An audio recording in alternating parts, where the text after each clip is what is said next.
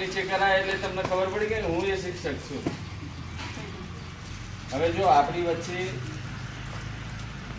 અશ્વિનભાઈ છે, ઉપસ્થિત છે. પહેલા એક હાથ ઊંચો કરીને એમનું સ્વાગત કરે છે. કરો, એક હાથ જમણો હાથ ઊંચો કરો. Very good. હા, બોલો જય સ્વામિનારાયણ.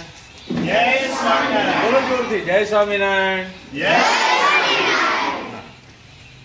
સ્વામિનારાયણના હરિભક્તો કે જે પરિચિત છે એવા અમેરિકામાં જે બધા હરિભક્તો રહે છે એ આ રીતે જે જરૂરિયાતવાળા બાળકો છે એને શિક્ષણમાં મદદરૂપ થવા માટે આવી કેટલીક નોટબુકો છે, ઘણી બધી મદદ કરે છે. બરાબર?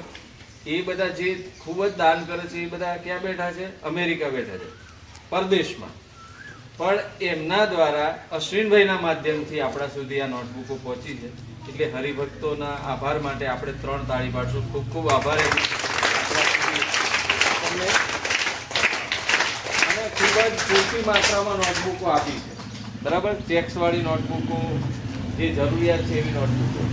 એટલે એ લોકો એ તમને નોટબુક આપીને એવું ઈચ્છે છે કે તમે ભણો, કોઈ પણ ભોગે ભણવાનું છે. બરાબર? એટલે આખું વર્ષ તો હવે કાંઈ નોટબુકો કે ચોપડા લાવવાની ચિંતા નથી. એટલે આશા રાખીએ કે તમે આનો ખૂબ જ ઉપયોગ કરજો.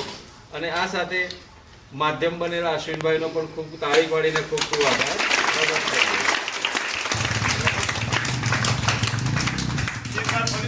જય સ્વામિનારાયણ. જય